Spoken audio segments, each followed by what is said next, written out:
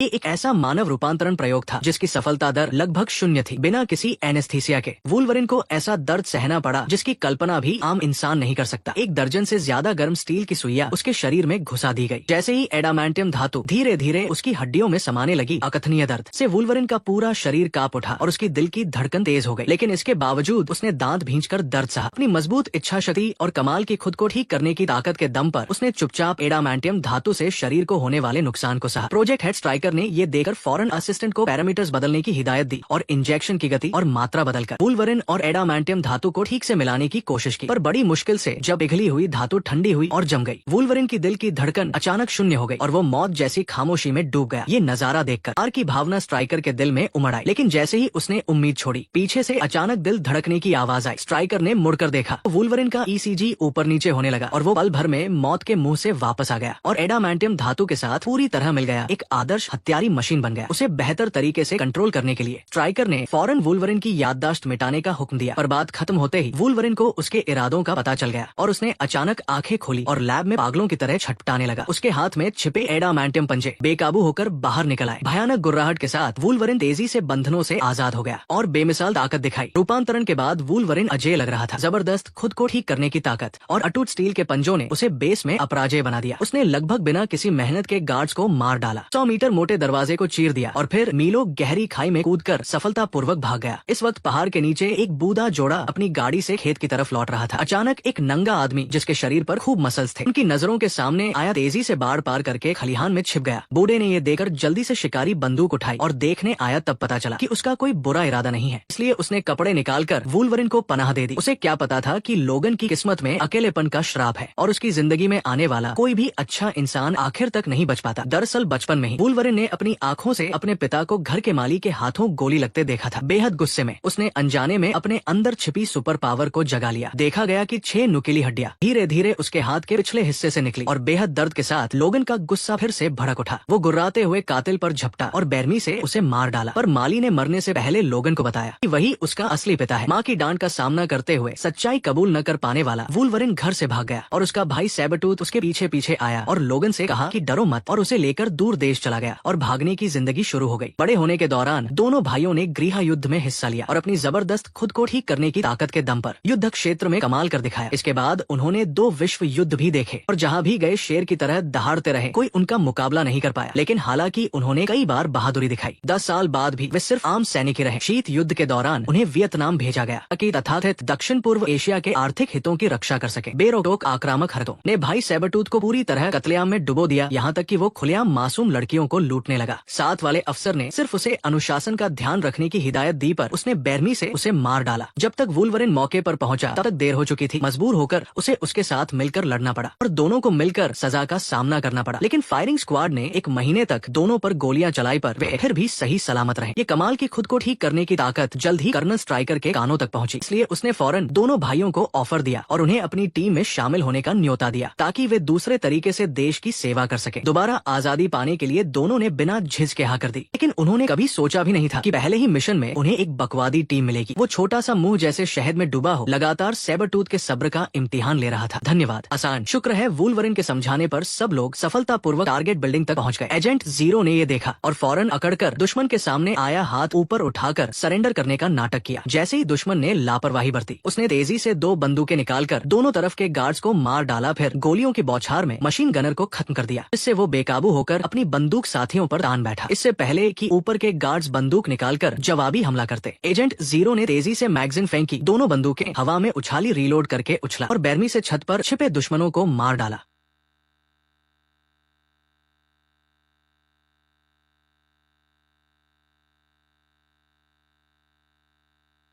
बाकी भाड़े के सैनिक ये देखकर जल्दी से टैंक में घुस गए ताकि गोलियों से दबा सके। पर जैसे ही उसने ट्रिगर दबाया, लगभग अजय ब्लॉब अचानक सामने आया और एक ही मुक्के में तोप का गोला वापस फेंक दिया। आसपास के बचे हुए सैनिकों को खत्म करने के बाद सब लोग लिफ्ट से ऊपर की मंजिल पर जाने लगे, पर ब्लैक बॉस समझ गया कि वो मुकाबला नहीं कर सकता और उसने बिजली काट दी ताकि उन्हें लिफ्ट में फंसा सके। 5 लोगों के साथ लिफ्ट में फंस गया जो हमारे प्रोटीन डायपर है। वो रुको यार के लिए सपना, बस चुप हो जाओ। स्ट्राइकर बकवादी डेडपूल को बर्दाश्त नहीं कर पाया और जल्दी से बर्ड बी क्रिस को दिमागी ताकत से बिजली पैदा करने को कहा तभी लिफ्ट दोबारा चालू हुई। ब्लैक बॉस ये देखकर घबरा गया और अपने आदमियों को बाहर निकलने का रास्ता घेरने का हुक्म दिया। उसे क्या पता था कि डेडपूल की 2 लंबी तलवारें कब से बेताब थी। ठीक है, लोग मर चुके हैं, वैसे भी वो मुंह नहीं था। बिल्कुल सही सैनिक। अपने छोटे भाइयों को डेडपूल के हाथों मरते देख ब्लैक बॉस ने चुपके से अपना हाथ टेबल के नीचे बढ़ाया ताकि मौका मिल सके।